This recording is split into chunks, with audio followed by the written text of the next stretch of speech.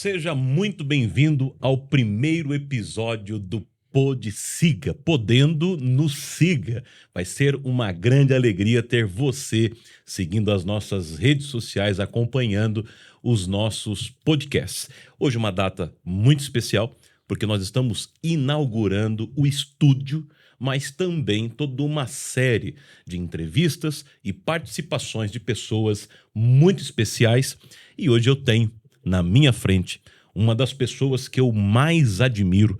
Eu tenho a alegria de dizer que é um pai, um amigo, uma pessoa do coração, um pastor, um mentor, doutor e pastor Carlos Eduardo. Seja muito bem-vindo. Muito obrigado pelas boas-vindas, muito obrigado pelo convite. É uma honra poder estar aqui no Pod Siga, né? E a gente reafirma, podendo, siga. Siga-nos sempre.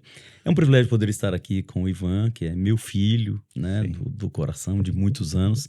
Trabalhamos juntos há muitos anos, servimos a Deus juntos há muitos anos, trabalhamos profissionalmente também juntos há muitos anos. É uma honra poder estar aqui para bater papo com você, para conversar contigo, né?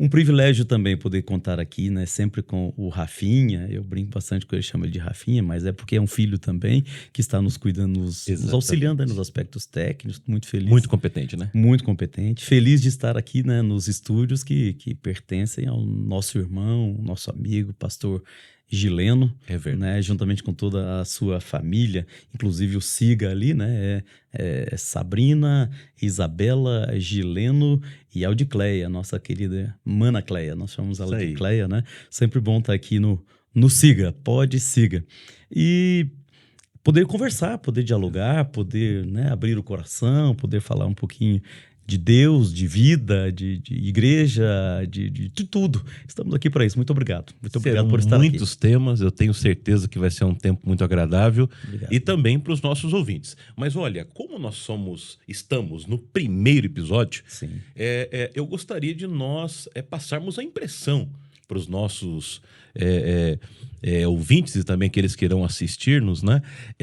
O que o senhor achou desse ambiente aqui? Porque eu, particularmente, estou gostando muito. Um ambiente muito acolhedor, muito bonito, com muitos detalhes, né? De requinte aqui desse estúdio, né? Eu já fui a muitos podcasts, a muitos estúdios, né? A gente, até como pastor, a gente frequenta estúdios há muito tempo. Estúdio de rádio, estúdio de TV. Muito convidado, né? Não, nem tanto por ser convidado, mas pelo fato de ser pastor, ter alguém da nossa comunidade que às vezes está fazendo alguma coisa. Então a gente acaba frequentando muitos estúdios. Também essa coisa, né, vindo do interior, então sempre fazendo programa de rádio, etc. A maior parte dos ambientes que a gente encontra são ambientes assim focados apenas no aspecto técnico, né? Então assim, muito investimento na área técnica, etc. E às vezes nessa questão do fazer a pessoa que está presente sentir-se em casa, sentir-se à vontade, sentir-se num ambiente acolhedor, sabe, onde houve atenção aos detalhes. Isso é muito raro. Então eu estou muito feliz de chegar aqui e encontrar assim atenção aos detalhes, né? A gente aqui, né, temos música, temos moto, temos bicicleta. Bom, ainda bem que você ficou com a bicicleta, né? É que eu tô precisando pedalar. Eu gostei da ideia porque eu fiquei de moto e é o meu hobby, né? É o meu lazer. Música, que é meu ministério de origem. E todos os detalhes aqui, né? A gente vê atenção e toque aos mínimos detalhes. Exatamente. Até aqui na Teologia Sistemático-Carismática, né, escrito pelo nosso pastor César Moisés, que com certeza, isso aqui eu já dou esse testemunho, com certeza hoje o maior teólogo da teologia pentecostal no Brasil e quiçá fora do Brasil, é o César Moisés, que é alguém que congrega conosco, que é alguém do nosso coração, e não é por isso que estou fazendo esse elogio, é porque realmente merece. É competente, né? Sim, essa teologia sistemática aqui eu já li muitas, mas com certeza essa daqui é uma das melhores que eu já li em qualquer idioma. Então, em lendo Stanley Horton, em lendo tantos outros, eu digo com certeza, de teologia sistemático-carismática, pentecostal, essa daqui é a melhor que eu conheço. Bem, em todos os detalhes. Vamos deixar aqui então uma recomendação para quem quiser, né, comprar uma teologia sistemática pentecostal de fato, né, de raiz e com profundidade histórica, fontes. Todos os aspectos. Tá aí essa recomendação. A gente não tá ganhando nada com isso. Não. A gente faz isso de coração porque, na verdade, vale a pena indicar. E com prazer também, né, pastor Ivan? Porque, assim, a gente vê que no Brasil a teologia as duas teologias, né, que tem mais, né? Tem a teologia liberal, etc. Tem teologias heréticas, tem teologias apostáticas, tem teologia de toda a ordem, né? Tem teologias distorcidas. Para teologias todos os gostos hoje, tem né? para todo gosto, né? Mas vamos falar assim, das grandes correntes e mais sérias correntes teológicas, o Brasil sempre foi dominado pela teologia sistemática católica, né, etc. E a teologia sistemática reformada. Isso ocupou a academia, né? Então a academia sempre ocupou disso, e inclusive as igrejas e as próprias livrarias pentecostais sempre foram muito tímidas nesse trabalho. A própria CPAD foi muito tímida em trabalhar com a questão de uma teologia sistemática pentecostal, né? Então nós temos assim, enquanto o pentecostalismo americano há mais de 40 anos já se autonomizou em relação à teologia sistemática reformada, no Brasil isso é muito recente. Nós tivemos, por exemplo, há 2 anos uma decisão da CGADB autonomizando efetivamente, reconhecendo a existência de uma teologia sistemática pentecostal que é diferente, que é autônoma de todas as outras, que é séria, que é bem feita e que é respeitada no mundo, né? Como, por exemplo, nos Estados Unidos, onde, inclusive, ela tem a supremacia em relação a todas as demais, e que aqui no Brasil sempre foi muito tímida, mas que agora vem com muita força. Então, eu estou muito feliz de ver essa contribuição desde o primeiro Pode Siga de uma teologia sistemática pentecostal. Olha, a gente já poderia continuar nessa mesma linha aqui, porque já tem muita coisa boa vindo. Mas eu gostaria de começar, não sendo redundante, começar do começo. Vamos lá. Hoje, muitas pessoas, ao ouvirem falar do Senhor, a lhe verem pregando, né, se comunicando, verem, né, todos os papéis, diversos papéis que o Senhor exerce na sociedade, às vezes as pessoas assim não têm noção de onde o Senhor veio. Como foi a sua infância, né? É muito normal a gente ver alguém que está num momento assim privilegiado, de sucesso, de conquistas, falar: talvez ele já veio de berço, né, esplêndido. Mas eu acho que seria muito bom para os nossos telespectadores aí, aqueles que vão assistir depois o podcast, saber um pouquinho das origens. Qual é a origem do pastor Carlos Eduardo? Olha, Ivan, talvez assim, essa visão que as pessoas têm, talvez o culpado seja até eu mesmo. E não por querer mostrar um lado bom de sucesso da minha vida, porque você me conhece há muitos anos e quem me conhece sabe que eu não tenho esse tipo de coisa, não tenho esse tipo de vaidade. Mas assim, eu sempre tive muita dificuldade com essa coisa do fazer o papel de vítima, né? Porque é muito comum hoje, todo mundo que vai dar testemunho da sua vida, eu comecei de baixo, eu fiz isso. Isso é a realidade de todo mundo que faz sucesso. São raros, né? Numa comunidade como a nossa brasileira, são raras aquelas pessoas nasceram em berço de ouro. Todo mundo veio de baixo, todo mundo que chegou a sucesso teve então assim, esse roteiro do herói de cinema é a coisa mais comum da vida do brasileiro, né? Então assim, para sair um pouco desses ponto comum, desse centro comum, eu não faço muita questão de ficar dizendo de onde eu vim, porque todo mundo vai falar, tá se fazendo de vítima, tá se fazendo de coitadinho, igual todo, né? Não é a verdade, mas assim, quando eu nasci, meu pai era aquilo que a gente chama de barrageiro, né? Que é o barrageiro? O barrageiro era o cara que trabalhava em usinas hidrelétricas. Então, meu pai trabalhava em usinas hidrelétricas, ele, desde a adolescência dele, ele trabalhou como operador de máquina, como feitor de máquinas. Essas máquinas, assim, carregadeiras, escavadeiras, enfim, ele trabalhava com esses maquinários. Como ele foi parar na área de usinas hidrelétricas, então sempre maquinários de maior porte, né? Então, D8, D9, enfim, essas coisas grandes, né? Terex, Vábico, de onde meu pai veio. Mas ele era um operador de máquina quando eu nasci, né? E a gente morava em Ourinhos.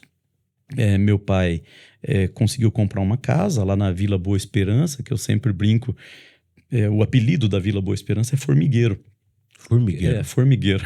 Porque é um lugar, assim, de muita gente, né? Era um local de comunidade pobre e tal, na periferia da cidade de Ourinhos. Quantidade de pessoas. Muitas pessoas moravam lá, então eu chamava de formigueiro, né? E eu sempre brinco, olha, eu morava lá no primeiro buraco do segundo olheiro, né?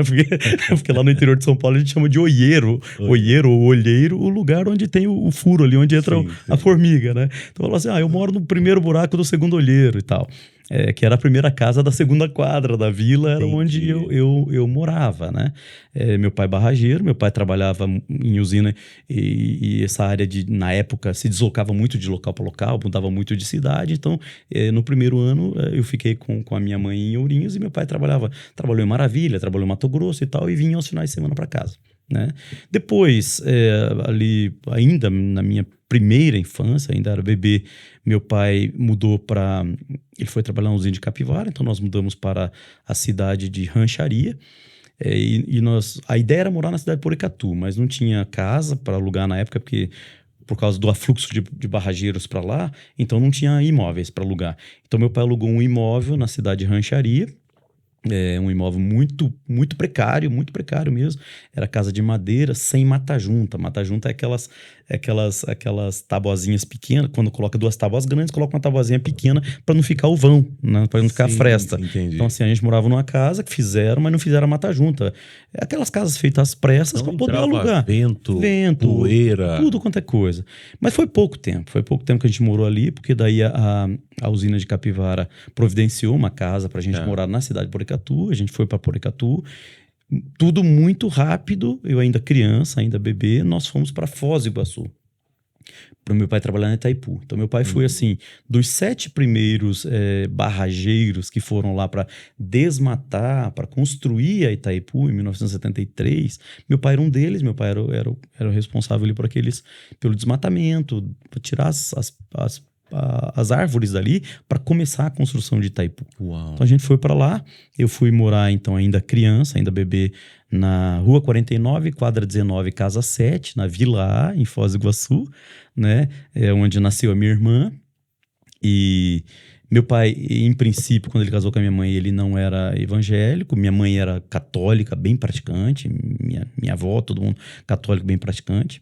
Como meu pai era afastado da igreja, aquilo que a gente chama de desviado, mas não é uma palavra correta. Como meu pai não estava afastado da igreja, então eu fui batizado na igreja católica, essas coisas ali, pela minha avó principalmente, porque a minha mãe até não se importou muito, mas a minha avó fazia questão. Então fui batizado na igreja católica. Mas aí quando a gente foi para Foz, meu pai voltou para Jesus, né? Assim, um testemunho muito bonito. Num dia que meu pai queria pôr fim à família, porque meu pai era alcoólatra, bebia muito, etc. E naquele dia ele estava decidido assim, sofrimento, muita dor, muita angústia, né? Guerra espiritual também, com certeza. Ele estava decidido a pôr fim à família. Então nós saímos da Vila A, ele tinha uma Brasília na época, nós saímos da Vila A, isso lá em 73, 74. Nós saímos da Vila A, eram 8 quilômetros ali, hoje é a Avenida JK em Foz, mas era estrada de terra ainda, enfim, tinha pedaço de terra, pedaço de asfalto, e a gente seguiu até o centro da cidade. Meu pai queria achar uma carreta para colocar o carro embaixo, para acabar com a família. Era esse o propósito, né? Mas não teve carreta nenhuma, não teve nada, então a gente foi parar no centro da cidade. Meu pai desceu a Avenida Brasil, chegou lá na Baixada da Avenida Brasil, esquina com a Rua Quintino Bocaiúva. Na época podia virar à esquerda, agora não pode mais, agora é contramão.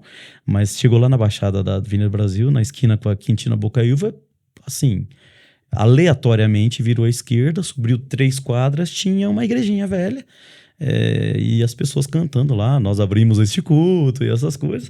Ele, como já era afastado da igreja, parou o carro, falou assim, se quiser ir para casa vai, se quer parar o carro, pare, e eu vou ficar aqui. E ele entrou naquela igreja e voltou para Jesus, né? Então ali foi... Só que eu era bebê, eu não tenho, assim, memória disso, né? Não tenho memória, é o testemunho só. Aí depois de 8 meses, minha mãe também aceitou Jesus como Salvador. Como a Itaipu trouxe muita gente para Foz do Iguaçu, cresceu muito rapidamente, para você ter uma ideia, saiu de 0 e em poucos anos, assim, pouco tempo, a Itaipu chegou a ter 50 mil funcionários trabalhando dentro de Itaipu. Maior que muitas cidades, né? Maior. Só no turno que o meu pai era chefe, era 25 mil funcionários. Né? Então, você imagina você trazer 50 mil famílias em 2 anos para uma cidade. Arrebenta todas as estruturas. Né? Então, assim, não tinha imóvel, o comércio não suportava. A gente tinha que fazer compra na cidade medianeira, em Cascavel, porque nem o mercado suportava. Foi um crescimento muito grande. E a igreja também aconteceu isso. Né? Então, assim, a igreja de Foz do Iguaçu, ela saiu de pouquinhas congregações, acho que 2 ou 3, e o pastor Paulinho teve que começar 21 congregações construindo ao mesmo tempo, na época, porque explodiu. E onde nós morávamos, que era a Vila A Itaipu construiu um templo ecumênico. E aí o pastor Paulinho imediatamente colocou meu pai, porque por mais que ele estivesse voltando para Jesus recente, ele era o mais veterano, aquele que mais conhecia de Bíblia, conhecia de palavra e tal. Então colocou ele já logo como responsável pela igreja da Vila A. Ali na igreja da Vila A, naquela igreja ecumênica, foi onde eu dei conta de mim, me dei por gente, né? Comecei a assumir o domínio da minha capacidade intelectiva e volitiva. Então, assim, ali começam as minhas memórias. Portanto, quando começam as minhas memórias, meu pai já era pastor, já pastoreava a igreja, já cuidava de povo, ainda que secularmente trabalhasse na Itaipu, né? Então, trabalhamos ali na Itaipu até 1981, né? Papai trabalhava ali, cuidava da igreja de Vila A. E então ali começou minha vida de fé, aquela coisa de estudar música na igreja, porque aos 5 anos, na nossa tradição é muito comum essa coisa de estudar música. Eu fui estudar música aos 5 anos. Comecei a ler a Bíblia, eu fui alfabetizado aos 5. Então, aos 6 eu comecei a ler a Bíblia, aquela coisa, meu pai estimulava. Enfim, essas coisas assim de família. E aos 6 anos e pouquinho, 7, eu já comecei a participar das maratonas bíblicas, né? Então, assim, o pessoal curtia, porque era uma criança que, de repente, estava ali, lá de vez em quando... tinha gosto já no começo. Tinha gosto. Né? Desde o começo já tinha gosto. Gosto pela palavra, gosto pela leitura de um modo geral. Eu gostava muito de ler, né? Então, assim, eu estudei ali nos primeiros anos, a Itaipu pagava pra gente estudar no colégio anglo-americano. Eu me lembro que no meu primeiro ano escolar, eu li toda a coleção, toda a série Vagalume, naquela época, a série Vagalume, e eu li toda a série Bom Livro. Então, assim, num ano foi uma leitura talvez aí de 60, 70 livros. Algo impressionante para uma criança. Eu ganhei um prêmio da escola, uma homenagem da escola na época, porque, enfim, né, foi o cara que mais frequentou a biblioteca e mais leu. Eram livros pequenos, não eram livros grandes, né? Mas eu li toda a coleção, então aquilo ali foi marcante na escola. Gostava de ler. E gostava muito de ler a Bíblia. Gostava muito de ler a Bíblia e tal. Principalmente livros históricos, né? Eu me divertia demais com crônicas, com Reis, com Samuel, com Gênesis, com Atos. Então, assim, os livros históricos era a minha paixão até hoje. Eu gosto muito, né? Gosto de história. Então, eu começava a participar das maratonas bíblicas ali na igreja. Comecei a tocar daí na banda, né? Aos 6 anos comecei a tocar na banda em Foz. Só que daí terminou o serviço de escavação em rocha e terraplanagem na Itaipu, né? O serviço de maquinário terminou. Tá. Aí entrou na fase da Itaipu trabalhar com a montagem técnica, produção de energia propriamente dita, a montagem das turbinas, que é uma área que não é do meu pai. Meu pai era a área de escavação em rocha. Então terminou o serviço do meu pai ali. A Itaipu, ela foi construída por um pool de companhias, né? Então, Camargo Correia, Andrade Gutierrez, Mendes Júnior, CBPO, enfim, eram 5 empresas que se uniram para poder construir Itaipu. Era uma obra muito grande, não havia no Brasil a empreiteira capaz de fazer sozinho. Um consórcio. Então foi um consórcio. Né? A esse consórcio deram o nome de Unicom, União de Companhias, né? Então meu pai foi dos primeiros 7 funcionários da Unicom. E da área de escavação em rocha e terraplanagem, ele foi talvez o último a ser demitido, porque terminou o serviço de escavação em rocha e terraplanagem. Aí, quando ele foi demitido, ele foi convidado para continuar trabalhando em uma daquelas companhias, mas em outras obras. Inclusive, na época, tinha muita gente do Brasil indo fazer obra no Iraque. Estava tendo a guerra do Irã e Iraque naquela época, e muita gente ia pela Camargo Correia, pela Mendes Júnior. Meu pai foi convidado. Mas aí é exatamente por causa da guerra e, enfim, meu pai também já estava meio cansado daquela vida, muitos anos nisso. Então meu pai resolveu empreender. Aí a gente voltou para Ourinhos, que é minha terra de origem. Voltaram para Ourinhos. Terra de origem dos meus pais também. Chegamos em Ourinhos, o pastor presidente era o pastor Agenor Alves de Oliveira. Pastor Agenor, faça-se o registro, foi o pastor presidente de Curitiba antes do pastor Pimentel, foi quem passou a igreja de Curitiba, pastor Pimentel. Ele passou a igreja de Curitiba Pimentel, foi para São Paulo, pastoreou Araras, Cruzeiro, foi parar em Ourinhos. Em Ourinhos nós chegamos, né? Ali em 1981, mais ou menos. Aí meu pai resolveu montou uma loja muito grande. E no começo a loja foi muito bem. Foi tão bem a loja que meu pai começou a se desfazer dos outros bens que ele tinha para aplicar na loja. Sim. Porque, enfim, para alavancar o negócio. Estava indo muito bem. Mas Deus tem seus planos, né? No segundo ano da loja, virou um fracasso, assim. Então, todo o investimento do meu pai estava na loja, mas a loja não vendia mais. Era uma loja, assim, multidepartamentos, que vendia roupas prontas, vendia aviamentos para costura, vendia brinquedos, vendia uma loja multimercado. Mas não vendia nem agulha mais, não vendia linha, não vendia mais nada. Foi uma crise, assim, de Deus. Foi Deus que providenciou aquilo, Deus tinha caminhos naquilo. A gente hoje entende, na época não. Mas aí foi. Meu pai viu que assim, não dava o negócio, resolveu fechar a loja. Nesse período, o pastor Ageno Alves de Oliveira pediu para a gente ir morar no fundo da igreja de Ourinhos. A igreja antiga de Ourinhos, a Rua Duque de Caxias. Rua Duque de Caxias, 806. Ainda lembro dos números, ainda a memória ainda está ajudando um pouquinho. Fomos morar no fundo da igreja, da Rua Duque de Caxias. E enfim, a loja foi mal. Aí meu pai chegou ao ponto de fechar a loja. Meu pai fechou a loja, tratou das documentações, etc. E vendeu o estoque, vendeu também os equipamentos de prateleiras, balcões, essas coisas. 2 dias depois que meu pai finalizou o fechamento da obra, da loja, o pastor Agenor ficou doente. O pastor Agenor amanheceu com o rosto paralisado. Uau. Aí meu pai era o vice-presidente, começaram a levar ele. Em princípio pensaram que era paralisia facial. Depois descobriram que tinha um tumor. Aí o tratamento passou a ser em São Paulo. O tumor era entre crânio e cérebro, ocupava crânio e cérebro. E resultado, assim, a situação do pastor Agenor definhou muito rapidamente. Papai era o vice-presidente, então assim, não deu mais para trabalhar secularmente. Ficou cuidando do pastor, cuidando da igreja, mas ele não era assalariado pela igreja.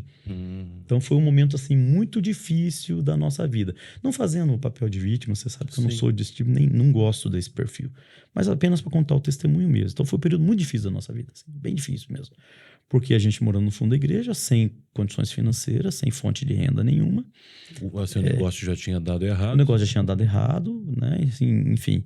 Então foi um período assim, bem difícil. Período que a gente nunca passou fome, mas muitas vontades, né? Assim, de desejar, eu queria comer um iogurte, não pode. Eu queria fazer isso, não pode. Enfim. E de ter dias assim que realmente a gente se alimentava daquilo que os irmãos da igreja nos doavam. Enfim, foi um período difícil, um período bem complexo. Um período onde eu também, né, começo ali a entrar na adolescência e começo a fazer questionamentos, né, a respeito do que seria da minha vida, etc.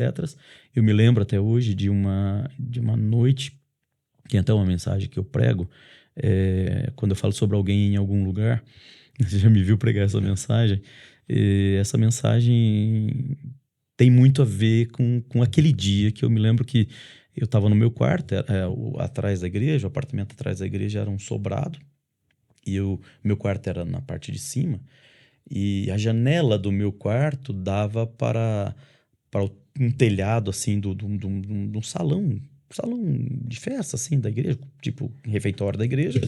E eu estou derrubando até a moto aqui já, ó. Motociclista que derruba moto já tá ruim. E dava para ver até a rodoviária de Ourinhos, assim. A rodoviária na época era nova ainda. Sim. E eu me lembro que eu abri aquela janela e eu chorei muito aquela noite. Porque quando você cai em si, né, como adolescente ali, você começa a questionar o que eu vou fazer da minha vida, né? Então, assim, meu pai, financeiramente, a gente estava vivendo um momento mais difícil da vida. Os empreendimentos deram errado. Então, assim, a gente está passando dificuldade.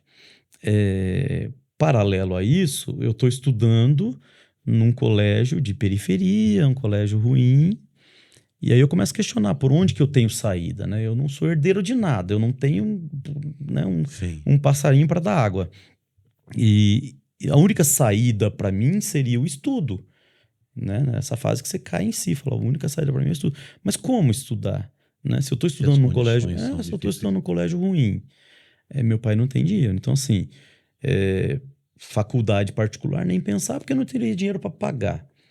Faculdade pública, nem pensar, mais ainda, porque só passava em vestibular de faculdade pública quem tinha feito os melhores colégios, não passava em vestibular, né? Então, assim, você começa a olhar para si mesmo e fala assim, né? Tô condenado a uma vida difícil, né? O resto da minha história. Então, eu me lembro muito bem desse momento, tal. Foi um momento muito difícil da nossa vida, mas Deus foi conduzindo as coisas. A pastora Janor, enfim, passou para a eternidade. Quando o pastor Janor faleceu, o pastor José Wellington perguntou para o meu pai se o meu pai ia querer ficar como pastor de Ourinhos, como pastor presidente daí, né? Meu pai falou que não se sentia preparado, que não estava pronto. E meu pai tinha o desejo de voltar para o Paraná. Como a gente tinha morado em Foz, meu pai tinha o desejo de voltar para o Paraná. Então, antes de morrer, o pastor Agenor chamou o pastor Pimentel lá em Ourinhos e falou para o Pimentel, em particular, meu pai não sabia. Ele falou para o pastor Pimentel e o pastor Raimundo Augusto da Silva, falou com os dois, falou assim, olha, não tirem o Roque de mim, porque o Roque é que cuida de mim. Meu pai que cuidava do pastor Agenor em tudo, assim, desde escovar os dentes dele, fazer a barba dele, o câncer explodiu para fora. Então ele ficou assim, realmente, desculpa a palavra, mas a única palavra para definir é ficou monstruoso, assim, com, sabe, as entranhas expostas e tal. Deformado. Deformado. A família, né, era muito difícil para a família suportar aquilo, muito mau cheiro, muita dificuldade mesmo. Então meu pai foi o cara que cortava a barba dele, que tirava coágulos sanguíneos na garganta dele com o dedo, que dava banho nele, que trocava, né, fraldas geriátricas nele e tal, cuidou até o último dia. Então, assim, ele ciente de que meu pai era o cara que cuidava dele, falou pro pastor Pimentel, falou, Pimentel, o Roque tem vontade de voltar para o Paraná. Só não me tirem o Roque enquanto eu não morrer. Depois que eu morrer, leve o Roque para o Paraná. Foi um pedido do pastor Agenor. Aí, o pastor Agenor faleceu, o pastor José Wellington, que já era o presidente da Confradesp na época, da Convenção de São Paulo, né, da qual Ourinhos faz parte, perguntou se meu pai ia querer, né, meu pai falou que não se sentia preparado, que não era esse o sonho, etc, não, tinha até desejo de voltar para o Paraná. O pastor José Wellington mandou para lá o pastor Dorival, que até hoje é pastor lá. Então, desde 1984, o pastor Dorival é o pastor lá. E aí passou um tempo, meu pai ficou como vice-presidente do pastor Dorival ali durante um tempo, mas muito pouco. E um dia o pastor Pimentel ligou pro meu pai, ligou em Ourinhos. Tava o pastor Pimentel, o pastor Raimundo na sala. Aí o Pimentel ligou pro meu pai e falou, Roque, antes de morrer, o Agenor pediu pra gente trazer você pro Paraná. Então, eu fiz essa promessa pro Agenor de trazer você pro Paraná.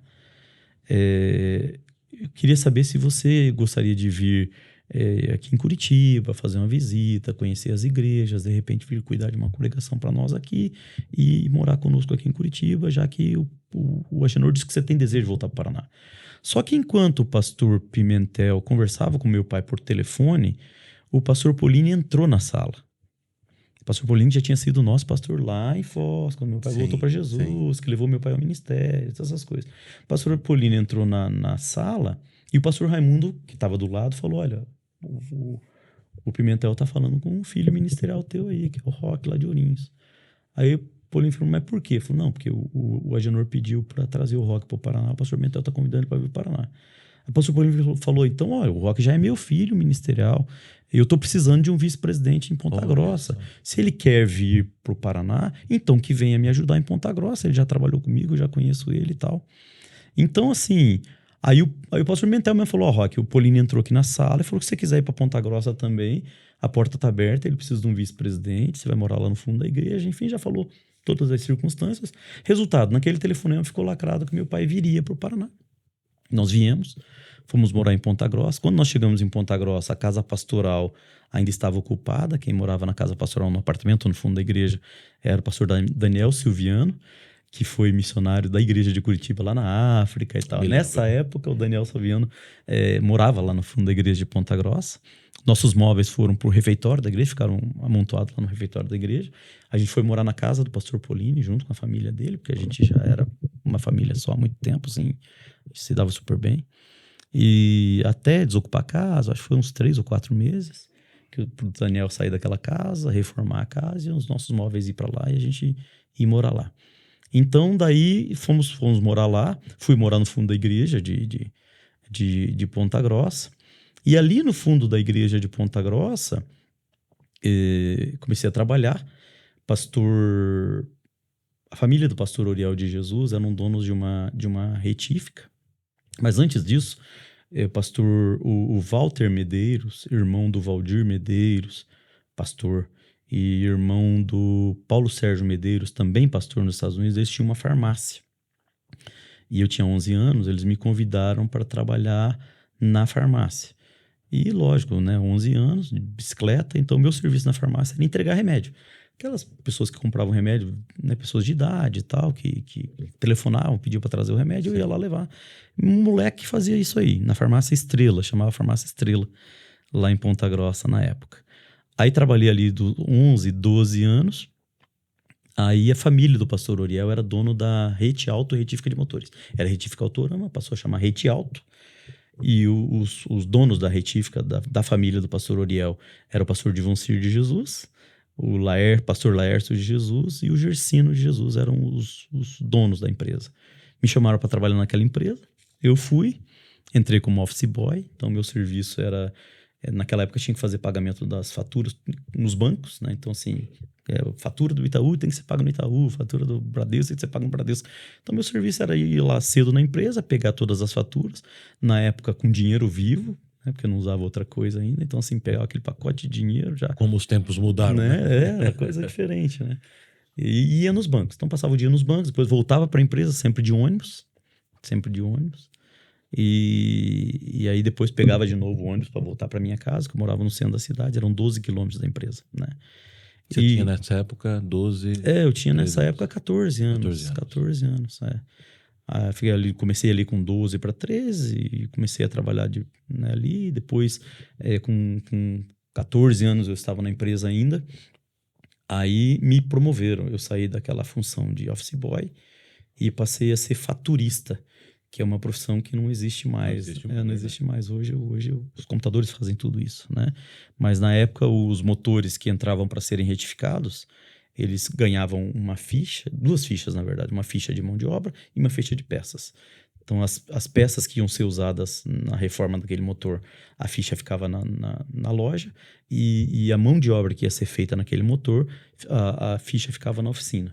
Então, quando o motor estava pronto e ele vinha para ser entregue, aquelas 2 fichas vinham para minha mão, eu pegava aquelas 2 fichas e emitia as notas fiscais à mão. Então, fazia a nota fiscal de prestação de serviços, né, cada serviço especificado, e a nota fiscal de peças, cada peça especificada ali. Então, fazia isso à mão. Depois, eu pegava essas notas fiscais à mão, eu datilografava, eu sou da época da datilografia, né? Então, eu datilografava as faturas. Então, a fatura era como se fosse um descritivo das notas fiscais, dos valores, etc., até chegar ao montante, e também o desmembramento em duplicatas. Vai ser pago em 4 vezes, então 4 duplicatas. 5 vezes, 5 duplicatas, né? 30, 60, 90, 120, enfim. Aí eu digitava, na época datilografava as duplicatas, né? Depois de datilografadas as duplicatas, eu pegava a fatura, as duplicatas, e fazia um negócio que também não existe mais, chamado borderô. O borderô era como se fosse uma relação de todas as duplicatas que iriam para o banco promover a cobrança. Né? 3 coisas que já não existem mais. Não existe mais nada disso. Hoje é tudo eletrônico. Depois datilografia e borderô. Então, né? Para ver como eu sou velho. Né? Então, eu fazia esse serviço. Aí, como era longe, e eu cheguei ali aos 15 anos, eu comecei a fazer o curso técnico em administração. E era assim, eu morava no centro da cidade, no fundo da igreja, eu trabalhava na Rede Alta, eram 12 quilômetros, Então eu ia cedo 12 quilômetros, voltava a almoçar 12 quilômetros, ia depois do almoço 12 quilômetros, 12 quilômetros, de ônibus, tudo de ônibus. E voltava de novo à tarde, chegava em casa, saía da empresa às 6 horas, chegava em casa às 6h30. 6h30 eu tomava um café, alguma coisa ali, 6h45 eu saía para aula e era 8 quilômetros para chegar no meu colégio técnico. Então a gente já começa a entrar um pouquinho aqui na tua formação. Na minha formação. Então a gente começa a ver a primeira formação sua foi na área de administração. Foi técnica de administração. Na época tinha formação técnica de administração. Ainda tem, eu acho, né? Aí eu fui fazer, era num colégio encampado pelo Estado, mas era um colégio suíço. Era João Ricardo von Borel de Vernet. Então o colégio era Borel de Vernet. Enfim. E eu ia lá fazer o técnico em administração no Borel de Vernet. Eram 8 quilômetros da minha casa. Aí foi onde entrou a questão da paixão da moto, né? Porque eu não tinha como fazer tudo isso a pé ou de ônibus, mesmo de ônibus. Para ir para a empresa ainda dava, mas depois mais 8 quilômetros para ir para a escola, aí não conseguia chegar na escola. Então foi onde eu vinha pagando um consórcio que eu tinha comprado do hoje pastor, Eliel Polini. E quem me vendeu o consórcio, depois me vendeu a moto, hoje pastor Joanival Siqueira, que é de Curitiba. Hoje ele está em Curitiba, ainda vende consórcio, ainda no consórcio Servopa. Enfim, memórias, né? Aí foi contemplada a minha carta, eu peguei uma moto, era uma ML, em 1987, peguei uma moto 87, 125. Aí facilitou a minha vida, né? Porque eu ia de moto, voltava de moto, ia pra escola de moto e tal. Então entrou aí a paixão por moto. Então vamos fazer um recorte aqui de que esse seu envolvimento com moto já nasceu lá atrás. Nasceu alguns necessidade. Se alguns não sabem, né? O pastor Carlos Eduardo é um amante de moto. Amo motos, gosto. E não é só para ir daqui até Matinhos, ou não, já viajou para outros países. Deserto do Atacama, Peru. Uma paixão ali. Uruguai, Chile. Dizem o seguinte, é que o homem amadurece, mas continua gostando de alguns brinquedos, né? O brinquedo vai ficando mais caro. Fica mais caro, né? Legal. O brinquedo vai ficando mais caro. E moto também, sim, teve várias fases. Depois eu posso até falar, né? A primeira fase foi a fase da necessidade, depois a fase da diversão, que foi fazer trilha, moto de trilha, depois a fase da velocidade, né? Então, motos de velocidade, depois a fase de estrada mesmo, de curtir distância, né? Que foi a minha última fase, digamos assim.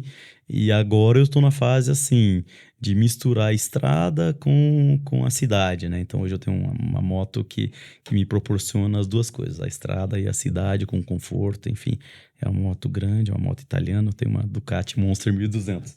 Mas são fases. Mas isso foi lá, né? Então, eu comecei a fazer o técnico em administração.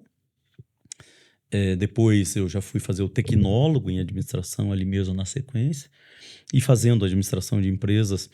Eu saí daquela empresa, da Retífica, fui trabalhar na rede de Óticas Precisão, família Carvalho. Aí na Óticas Precisão, eu ainda era menor, né? Mas eu fazia supervisão das lojas. Supervisão na época consistia em ir às lojas, tinha eu acho que 17 lojas na rede ali, que ligada a Ponta Grossa. Eu ia nas lojas, contava o estoque, e conferia com os caixas, né? Então, todo mês eu visitava as lojas, fazia essa conferência para ver se tudo que foi baixado no estoque passou pelo caixa, né? Você tinha o quê? 17 anos? 16 anos, por aí. 16 anos. Aí trabalhei ali com a família Carvalho. Aí saí ali da rede Óticas Precisão e fui contratado por um laboratório farmacêutico, o Laboratório Zambon. Eu tinha 17 anos ainda, fui contratado como pracista do Laboratório Zambon para visitar os médicos na cidade de Ponta Grossa. Como eu comecei a trabalhar ali, a questão de fazer um curso, não dava para fazer um regime de seriado, né? Que eu queria fazer, sempre quis fazer direito, mas eu não podia fazer porque o direito era seriado. Eu precisava fazer um curso que fosse regime de crédito, né? Onde eu pudesse creditar as disciplinas de acordo com a minha agenda. Porque eu tinha agenda de trabalho e eu tinha que viajar também, visitar médico em Ipiraí, Jaguareí, Telemaco Borba, Guarapuava, etc. Então, tinha que ser um curso que se encaixasse na minha agenda. Então, fui fazer ADM, porque era regime de crédito, né? E deixei para mais tarde um pouquinho, aos 22 que fui fazer direito. 21 para 22 que fui fazer direito. Então ali em Ponta Grossa eu prestei o serviço militar. E ali em Ponta Grossa eu então fiz, né, minhas primeiras formações de tecnólogo, de técnico, de ADM. Em Ponta Grossa eu consegui aí uma vida profissional melhor, porque os laboratórios farmacêuticos me proporcionaram uma vida melhor. Ali em Ponta Grossa eu prestei o serviço militar, né? Passei pela... Sobre a parte militar, parece que o senhor não ficou só um ano, né? Teve um pouco fiquei mais mais de ali, um ano um pouco, né? fiquei um pouco mais de um O ano. senhor saiu, assim, com qual cargo da... Então, era oficial, né? Oficial da reserva, porque como quem tá fazendo, tinha o ensino médio completo, era obrigatório fazer o concurso do NPOR, né? Tá. Núcleo Preparatório de Oficiais da Reserva. Então, eu fiz o curso e fui designado para a Polícia de Exército. Então, trabalhei ali também, né? Como um oficial da reserva do Exército. E, enfim, daí eu saí dali e voltei para a vida profissional no laboratório, Sim. né? Então, essa é a minha história, assim, profissional. Em Ponta Grossa também, aí paralelo a isso, né? Para a gente começar a entrar no aspecto ministerial também. Em Ponta Grossa, quando eu tinha ali 16 para 17, eu comecei a trabalhar no laboratório farmacêutico, e, enfim, já mais maduro um pouco, como eu lia muita Bíblia, conhecia muito das coisas e tal. Um dia o pastor Paulinho me chamou para coordenar jovens, né?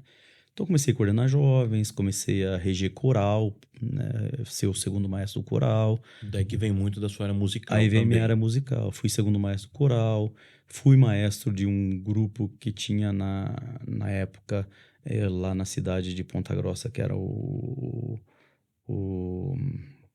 o Grupo Resgate,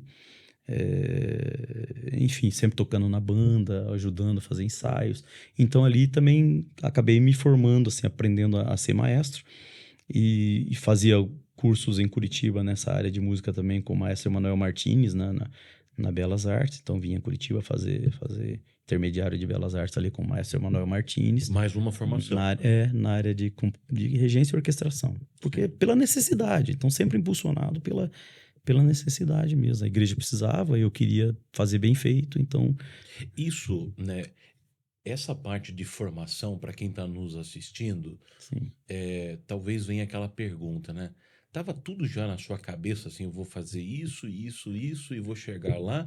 Ou foi algo que foi acontecendo, Deus foi te levando e você foi notando a necessidade e aproveitando? Assim, eu tinha um sonho, né? I have a dream, né? Eu e o Martin Luther King. Eu tinha um sonho de fazer direito. Direito. Agora, os motivos pelos quais eu tinha o sonho de fazer direito era assim, porque eu vislumbrava que na área do direito que eu teria condições de me autonomizar financeiramente. Ok. E eu queria me autonomizar financeiramente para não viver a mesma vida que meu pai viveu no ministério. Eu não queria viver a mesma vida que meu pai viveu no ministério. Frise-se bem, assim, eu tenho maior paixão, maior admiração pelo meu pai. Assim, é o meu primeiro mentor, é o meu exemplo, é um pastor maravilhoso, um homem de Deus a toda prova. Então, assim, não que eu tivesse qualquer censura em relação a ele ou ao que ele fazia. Eu queria para mim uma vida autônoma financeiramente. Eu queria ir à igreja para cultuar, para adorar, para prestar o meu trabalho, mas assim, ter a minha vida profissional, ter o meu ganho profissional, enfim, eu não queria ministério. Sincero, eu não Assim, queria até porque ministério. você contou que teve um período de sofrimento, né? Teve. Querendo ou não, isso marca a vida de um filho de pastor.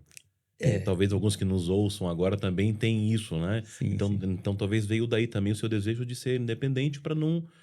Daí veio várias coisas, assim, várias coisas. Uma das coisas inclusive, é muito presente ainda na minha vida, quem congrega comigo sabe, que é a minha proteção em relação à minha família, Sim. sabe? Isso eu deixo sempre claro na igreja, para todo mundo, sabe? Quer tocar em mim, toque, quer bater em mim, bata, quer fazer, porque eu sei me defender. Sim. Entende? Agora não toca na minha família, entende? Não toca na minha família, porque aí eu não aceito. Eu não aceito ninguém se meter na minha família, eu não aceito ninguém determinar o que a minha família faz. Nada, absolutamente nada. nada. Porque nesse meio eclesiástico eu venho de uma realidade de muita imposição, sabe? Então, assim, a igreja impõe que a esposa do pastor tem que ser a coordenadora do círculo de oração. A igreja impõe que o filho do pastor tem que ser o exemplo de tudo. Sabe? Cara, a igreja não tem que impor nada. Jesus disse, tomai sobre vós o meu jugo, é jugo de Jesus, de mais ninguém. Então eu não aceito ninguém colocar jugo sobre ninguém, e muito menos sobre a minha família. Isso é uma coisa que para mim é M1 a 1, é claro como a luz do dia, e todo mundo trabalha comigo sabe disso. Então assim, a minha esposa não é coordenadora do círculo de oração, ela não quer, ela não tem esse desejo.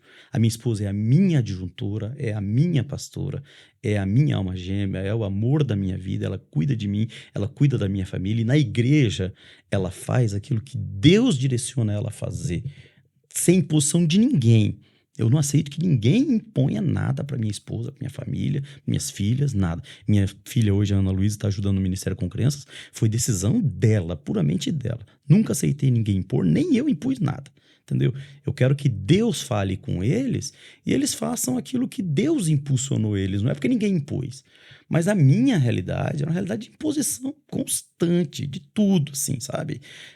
Pessoas impondo seus valores, seus desejos, suas idiosincrasias, suas besteiras, seus usos, seus costumes, suas tradições, impondo ao pastor e à família do pastor. E isso pesou muito, com Pesou certeza, na muito, família, né? muito, assim, fui muito massacrado, muito. Então, assim, eu sempre conto, hoje eu dou risada, mas na época era motivo de muita revolta. Eu fui disciplinado da igreja, né, excluído do hall de membros na época, 4 vezes. E assim, por ignorância, né? Eu me lembro, eu sempre conto, a primeira vez que eu fui desligado do hall de membro, proibido de tocar, tudo na igreja, eu tinha 12 anos, foi porque eu estava chutando lata num terreno baldio. Naquela época era Não era nem bola. Não era bola, não tinha dinheiro para comprar bola, então eu chutava lata de óleo. Sabe lá, essas latas de óleo de motor. Na época, a lata de óleo de motor, ela era de papelão em volta e a tampa e o fundo era de lata. Mas era de papelão, então ela era meio levinha, sabe? E eu e o Fabinho, né? Hoje ele é piloto da Gol. Ele é piloto da Gol hoje, Fabinho. O apelido deles, da família toda, é a família Chumbinho, lá de Ourinhos. Até me fugiu o nome, Salles de Oliveira. Eu acho que é Salles de Oliveira, uma coisa assim. Fábio Salles. E eu e o Fabinho tava chutando lata, mas não tava nem jogando. Aquela coisa de chutar. Né? Criança, 12 anos. Criança, chutando lata um pro outro. Aquilo foi motivo de disciplina, de exclusão, de desligamento, de exposição ainda. Porque além de fazer, se fazia publicamente, né? Então, terça-feira, o irmão, né? Como se fosse um adulto. Irmão Carlos Eduardo. E quem sabe daí também que veio, né, a sua postura como pastor. E eu vejo que o senhor trata com muito carinho esse processo de disciplina. Sim, né? sim. O senhor até tem uma palavra que é tratamento espiritual. Em vez de exclusão, disciplinar e expor a pessoa. Né? Juridicamente, eu sei que a palavra que o estatuto usa, porque é um termo jurídico, é exclusão quando tem que desligar alguém do hall de membros. Mas eclesiasticamente essa palavra não tem coisa mais errada. Né? Porque o objetivo, quando você chega ao ponto de ter que tratar a situação de alguém que cometeu um erro, o objetivo não é punir, o objetivo não é destruir, o objetivo não é expor, só tem um objetivo para isso na Bíblia, que é recuperar. Sim. Agora, pense bem, o camarada às vezes comete um pecado, uma falha, que ninguém ficou sabendo. Ou 2 ou 3 pessoas ficaram sabendo. Aí eu, como pastor, para satisfazer a minha idiosincrasia, as minhas tradições ridículas que não são bíblicas, entende? Porque assim, eu respeito tradições, amo tradições, mas tradições que não são bíblicas, elas têm que ser tratadas com muito cuidado, elas não podem se sobrepor à Bíblia. Uma tradição nunca será superior à Bíblia. Nunca. Absolutamente nada é superior à Bíblia. Então, assim, por causa de uma idiosincrasia minha, eu pego algo que foi, né, um pecado, um erro, uma falha, que foi cometido às vezes ali até em secreto, e eu vou lá no púlpito da igreja e exponho a pessoa, sabe? Eu não estou recuperando, eu estou destruindo, eu estou acabando com uma família, eu estou acabando com uma série de coisas. Então, eu não concordo com isso, não aceito isso. Para mim, alguém vai ter que me provar biblicamente que eu estou errado, e olha que já tentaram.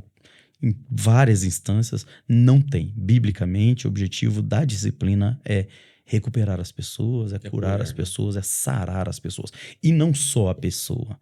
Sarar a pessoa e tudo aquilo que cerca ela. Porque quando ela comete uma falha, não é só ela que foi ferida. Tem outras pessoas que foram feridas, a família foi ferida, a igreja foi ferida. Sim. Então, eu não posso ampliar essa ferida, eu preciso curar essa ferida. Eu não posso rasgar esse... O prejuízo tornar-se maior ainda do que ele já Não, eu estava preciso sendo, né? curar essa ferida nas medidas do alcance. Então, a pessoa cometeu um pecado que alcança X, é nesse X que eu vou curar. Se alcançou X e Y, é nesse X e nesse Y que eu vou curar. Não mais do que isso, sabe? Então, vem sim dessa minha infância, dessa minha adolescência, das coisas ridículas que eu passei, né? Assim, a segunda vez que fui disciplinado, eu estava num ponto de ônibus, esperando o ônibus, e é lógico, olhando o ônibus e olhando o pessoal jogando sinuca, era um bar, na frente do bar. Sim. E eu jogando, eu era moleque, eu tinha 13 anos, né? Eu tava ali, né? Vendo um ônibus, um olho no peixe, outro no gato, né? Olhando um ônibus vindo e olhando o pessoal jogando sinuca. Não, aquilo, pecado mortal, exposto de novo. Então, assim, foi um período muito duro, muito duro. Tive, sim, meus momentos de revolta, de raiva, de igreja, de crente, de tudo. Mas nunca saí da igreja. Nunca desviei, nada. Meu pai sempre foi muito sábio de trabalhar isso comigo. Minha mãe, sempre uma mulher maravilhosa de trabalhar isso comigo. E fiquei. Então, sempre fiquei. Mas, é lógico, isso ajudou a formar os meus conceitos, formar a forma como eu enxergo a igreja, a forma como eu enxergo o ministério. E também me ajudou nesse sentido de não querer. Eu não queria ministério. Sim. Não queria. Em princípio, não queria. Porque eu sabia que se eu fosse exercer o ministério, como eu exerço hoje, eu não ia seguir essa rota. Da maneira... Não consigo. Não dá. Aí não dá. É algo muito lindo. Eu acho que aqueles que nos assistem podem perceber, mas eu gostaria de frisar, porque quando a gente ouve a história de alguém, é muito importante a gente tentar aprender com essa história. Primeiro, que fica uma grande lição para quem é líder, né, de cuidar da sua família, né, de não expor a sua família, não permitir que a sua família seja exposta. Não se toca na família de ninguém. Ninguém tem o direito de tocar na família de ninguém. Principalmente família de líderes e pastores, porque as pessoas, eu acho que elas não entendem que só por você ser filho de pastor o peso já é maior. Sabe, Existe uma Ivan, cobrança, né? e isso é tão sério. Hoje todo mundo sabe que eu sou advogado. Quando eu fiz estágio de direito penal, eu fiz estágio dentro da penitenciária. Eu trabalhei um tempo fazendo estágio dentro da penitenciária estadual de Maringá. Essa questão da família ela é tão severa que nem no mundo da criminalidade se aceita. Se aceita olhar. No dia de visita, no dia de visitação, se um preso vai receber a visita da sua família, os outros presos viram o rosto para a parede, para não nem olhar para a família do cara. Ou seja, até no mundo do crime tem respeito com a Existe família. uma ética com relação à família, sabe? E às vezes em outros ambientes isso é tratado assim, né? Sim. Não aceito, não dá para aceitar. Então, a gente tem uma primeira lição sobre o cuidado com a família, né, a preservação, e entender que filhos de pastores, de líderes, já têm uma cobrança muito grande, Sim. né, uma exposição muito grande, e que às vezes nós, igreja, aqueles que não estão, né, antenados a nisso, contribuem, querendo ou não, para que o filho do pastor, a filha, a esposa sejam prejudicados. Né? E assim, Ivan, no corpo de Cristo, eu vivo falando isso lá na igreja, todo mundo já me ouviu falar milhares de vezes, não existe crente de banco, isso não existe, né? Então assim, todos nós que viemos para o reino de Deus, para a igreja, para essa realidade, nós temos propósitos a cumprir.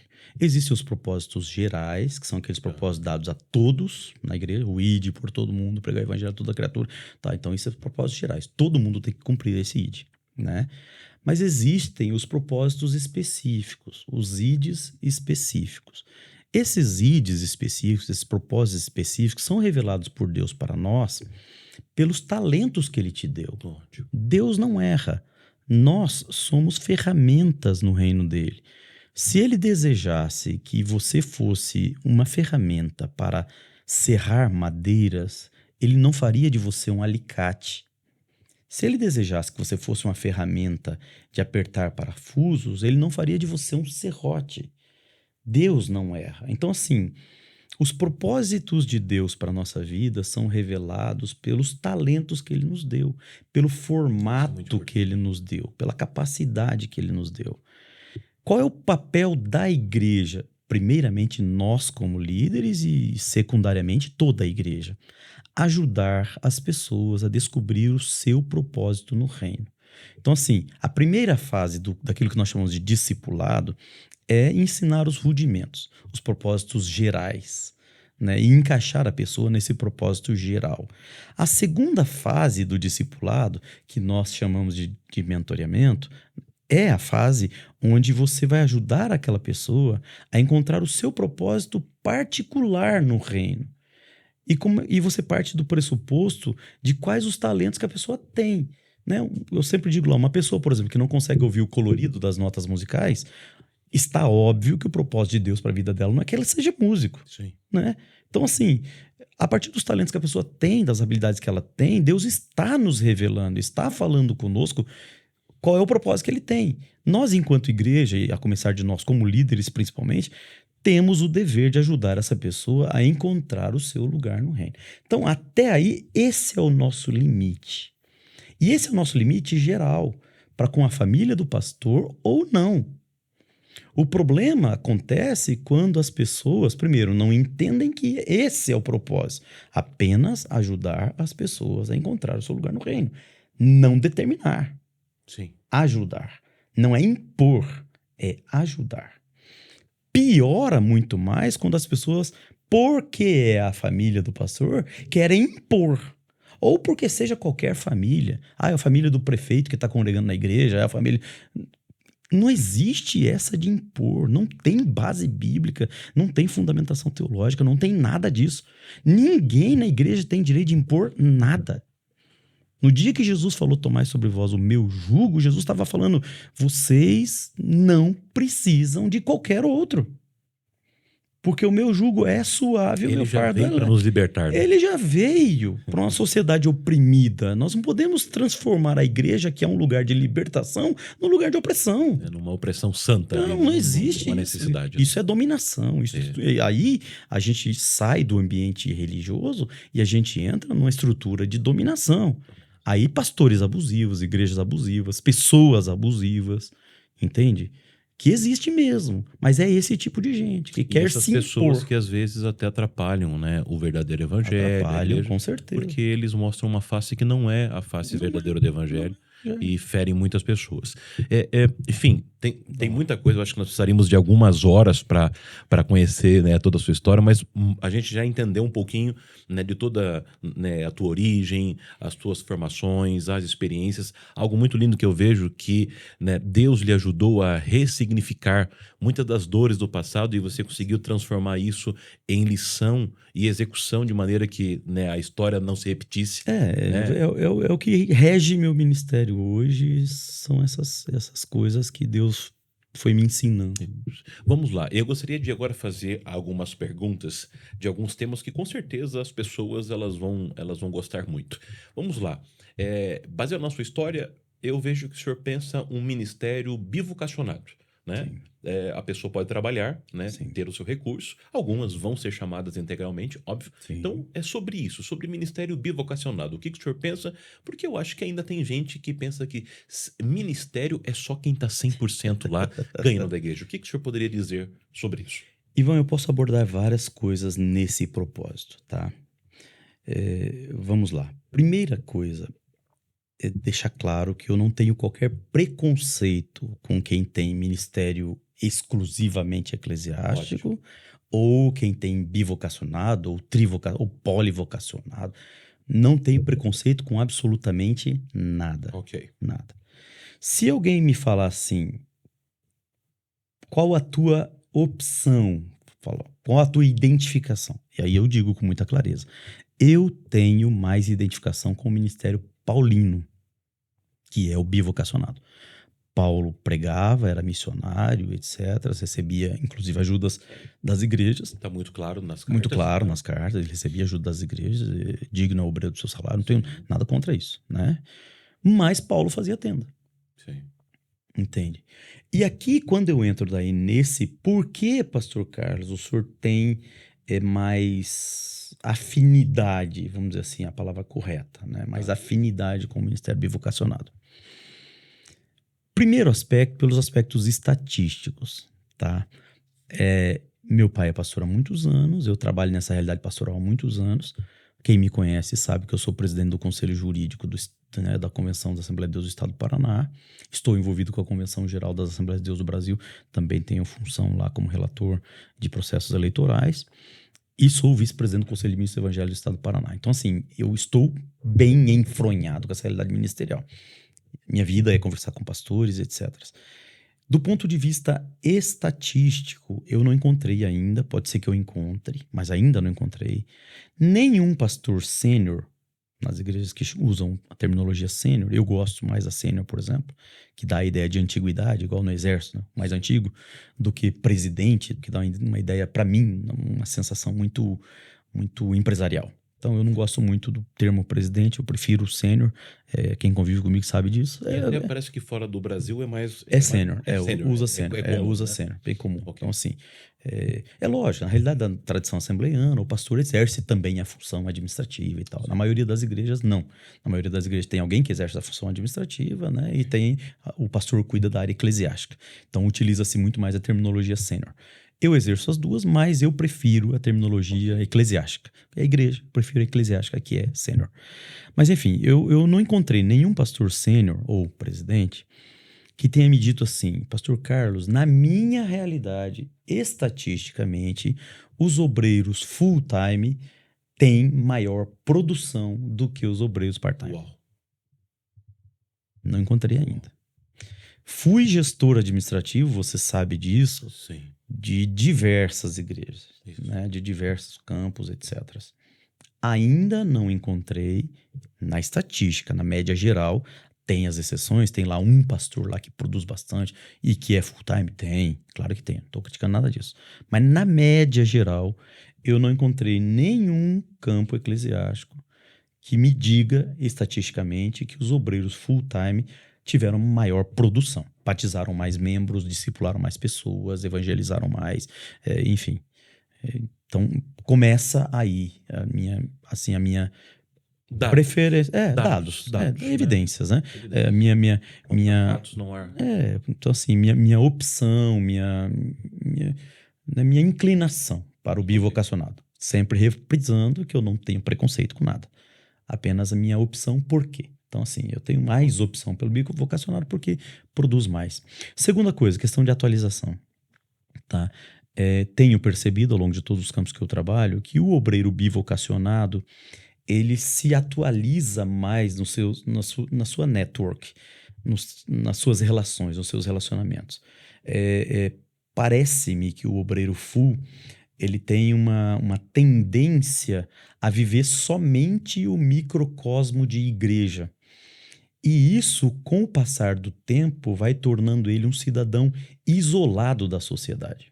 E ele perde a capacidade de expansão. Ele perde a capacidade de evangelização. Ótimo. Ele perde a capacidade... A igreja para de crescer. Ou seja, ele está com outros grupos, favorece até mesmo a própria evangelização. Sim, muito interessante. Sim, é a mesma coisa que o cara que tem mecânica e só se relaciona com mecânicos. Ele não vai ter clientes. Ele só vai cuidar de cliente e não vai ter essa capacidade. Se eu sou dono de uma mecânica e eu só me relaciono com mecânicos, eu não vou ter clientes. Sim. Entende? Eu vou ter concorrentes no mundo empresarial, mas eu não vou ter clientes. Então, assim, a pessoa que é part-time, ela está inserida na sociedade. Sim. Ela está lá na empresa, ela está lá, ela tem outras redes, ela amplia. Sal e luz. Tá ali no... Exatamente, amplia a capacidade de evangelização, cumpre o ID. Entendi. O full-time às vezes não cumpre o ID. Ele fica ali e não vai para o mundo inteiro, não, sabe? Terceira coisa, a questão financeira. Né? Que é um ponto muito sensível. Muito sensível. O senhor que trabalha isso há muito tempo e a gente que já... Esse é um ponto muito delicado. Sim, porque assim, a gente fica entre a cruz e a espada. A igreja, ela vive de contribuições com o objetivo de cumprir o seu propósito, né? De cumprir os seus objetivos como igreja. E dentro desses propósitos existe ajudar o pobre, a viúva, enfim, tem uma infinidade, pagar aluguel de templo, som, é uma infinidade. O orçamento de uma igreja é um negócio de louco, né? Então, assim, Nunca uma igreja vai remunerar bem. Nunca vai. E se ela remunerar bem, haverá na membresia quem critique. Esse é um ponto Haverá. delicado. Haverá na membresia alguém vai falar Parece-me que quem vive da igreja tem que viver meio... espartanamente. né? Tem que ter um carrinho mais ou menos, uma roupinha mais ou menos, porque se ficar muito bem, o pessoal O pessoal começa a detonar. Que é ridículo também. certeza. Ridículo, é um negócio lamentável. Mas tem. Fazer o quê? Né? Então, assim... Quem sabe venha lá já da histórica católica, né? De abrir mão. Só que ninguém para pensar no porquê do voto de pobreza católico. É verdade. Né? Ninguém vai lá estudar que os caras faziam voto de pobreza para abrir mão das suas heranças, que ficou para a igreja. Para a igreja católica, né? hoje Então, é uma das maiores potências. Então assim, um erro né, doutrinário, teológico e social que aconteceu lá não pode justificar um comportamento ridículo hoje, né? Mas assim, enfim, então assim, o camarada, o full time, ele vai ser condenado a ganhar pouquinho, né? Se ele tiver qualquer tipo de bem, qualquer tipo de coisa, vão criticá-los pelo simples fato de ter, porque onde já se viu, né? E quando o cara é part-time, quando ele tem outra vida profissional, ele pode construir a vida financeira dele do jeito que quiser. Ótimo. Ponto, né? Vamos lá, quarto ponto. Quarto ponto é a questão que eu chamo sempre de voz. Eu sou um pastor sênior e cada um tem o seu formato, né? Mas eu gosto de ouvir a minha equipe. Eu gosto de ouvir a minha equipe. Eu gosto de entender o que a minha equipe está pensando. E eu gosto que a minha equipe tenha voz. Sim. Porque uma equipe sem voz não é uma equipe, ela não te ajuda. Eu já vi pastores passar por situações assim vexatórias, porque não teve ninguém ao lado dele para dizer, pastor, respeito sempre, claro, mas lealdade e amizade. Fala, pastor, o senhor não acha que não tá bom? O senhor não acha que isso aqui tá contrariando o estatuto? O senhor não acha que isso aqui vai lhe expor? Por quê? Porque quem tá do lado dele depende financeiramente dele e morre de medo de falar para ele. Então, assim, o full time, o obreiro full time, ele tende a ter menos voz. E se ele tem menos voz, ele é menos útil. É verdade. Entende? Então, assim... A Bíblia fala que na multidão de conselhos o rei prospera. Né? Você não tem as pessoas ao seu redor só para te bajularem. Se eu, como pastor sênior, tiver ao meu lado só gente dizendo o que eu quero ouvir, eu vou errar. O teu ego vai ficar inflado, mas o teu risco de erro vai ser um absurdo. E outra, não há sabedoria. Né? Porque a Bíblia é clara em dizer que é na multidão dos conselheiros, e ali não está falando de um monte de gente que fala a mesma coisa.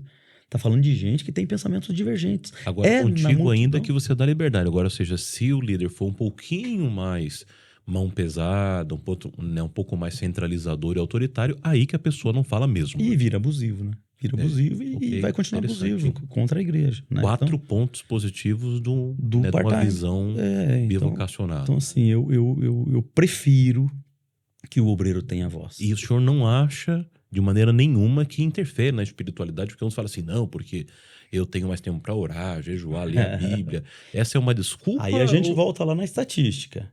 Né? Estatisticamente, eu nunca encontrei nenhum campo eclesiástico onde os obreiros full-time sejam mais espirituais do que os obreiros part-time. Ótimo. Nunca encontrei. E daí também a questão dos resultados. Você não encontra, porque o obreiro é full-time, igrejas mais avivadas, igrejas mais evangelistas, que batizam mais, que discipulam mais, que formam mais obreiros. Isso não é verdade. Estatisticamente, não existe isso. Ótimo. Uma das suas principais características como pastor, né, e o senhor lançou um livro há muitos anos atrás, sendo um pioneiro, trazendo um conceito e uma metodologia de desenvolvimento de líderes chamado mentoreamento. Isso. Eu gostaria que o senhor trouxesse assim de maneira en passant, óbvio, não tem como, né? Mas algumas pessoas, quando ouvem o senhor falar e os seus filhos ministeriais reproduzindo, falam, mas o que é isso, mentoreamento? É a modinha? É só para poder ganhar, né? Ficar conhecido e tal? Ou tem mesmo um fundamento, tem um porquê? Eu gostaria que o senhor trouxesse essa palavra. Tem. Na verdade, assim, Jesus tem duas grandes ordens, dois grandes momentos do ministério dele.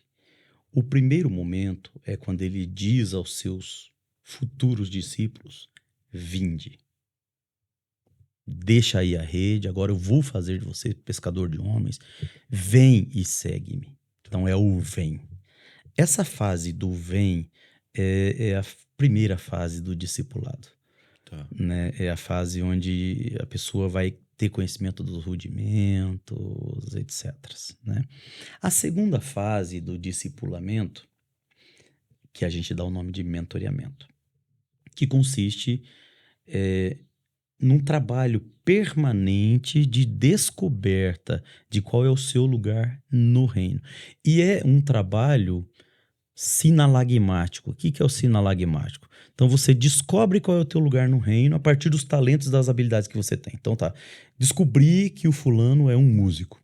Então ele se encaixou aqui como músico. Mas agora como músico, o que é que ele pode ser melhor músico? Entendeu? Então, como melhor músico aqui, ele vai ter que se aperfeiçoar, se atualizar, vai ter que ampliar os horizontes dele, etc, etc. Aí ele cumpre essa fase como músico. Aí vem um momento que passa para o nível 2, né? Então, assim, nível 1, gestão de si mesmo, pipeline de liderança, Sim. sou músico, me descobri, aprendi a dominar meu instrumento, faço gestão de mim mesmo. Vamos para a segunda fase. Gestão de pessoas, porque o reino é feito assim. Jesus falou, vou fazer vocês discípulos, vou fazer de vocês líderes, apóstolos, líderes de igreja. Então, esse processo contínuo de crescimento e de avanço nas fases de liderança que o Hankaran secularmente escreveu, mas que Jétro já traçou lá em Gênesis e que Jesus reforçou aqui no cristianismo, é uma realidade da vida, é um dado fático de qualquer ambiente de gestão. Então, a pessoa descobriu gestão de si mesmo. Agora vai ter que avançar para a fase 2, gestão de pessoas. Né? Então, há um retorno, né, nesse degrau de subida, onde agora ele vai descobrir novos talentos que ele com certeza tem também, dentro daquela área do reino que ele já se encaixou, para ele se tornar um gestor de pessoas. Depois que ele se torna um gestor de pessoas, ele tem que se tornar um gestor, por exemplo, de organizações. Então, daí ele já sai um pouco daquele setor da música e ele vai abordar, vai trazer para baixo da liderança dele os stakeholders. Né? No mundo empresarial, a gente chamaria de stakeholders. Né? Mas o que ele vai trazer para debaixo da gestão dele? Bom, eu sou músico, agora eu sou maestro. Então, agora eu virei um pastor dessa área e eu vou trazer para debaixo desse guarda-chuva de liderança nesse terceiro nível outras áreas, né, que me são afetas. Então, vem lá o som, vem lá a mídia, vem lá, enfim, logística, enfim. E isso é um processo... ampliando. Um processo de descoberta permanente e eterno, até a gente chegar, a Bíblia diz, né, à estatura de varões perfeitos. Né? E o senhor, então, entende que o processo de mentoreamento é ajudar as pessoas nesse processo contínuo de crescimento, de aperfeiçoamento e de avanço de níveis. E o que é interessante no processo de mentoreamento é que enquanto eu estou mentoreando, eu também estou sendo mentoreado. Enquanto eu estou ajudando alguém a crescer, eu também estou crescendo.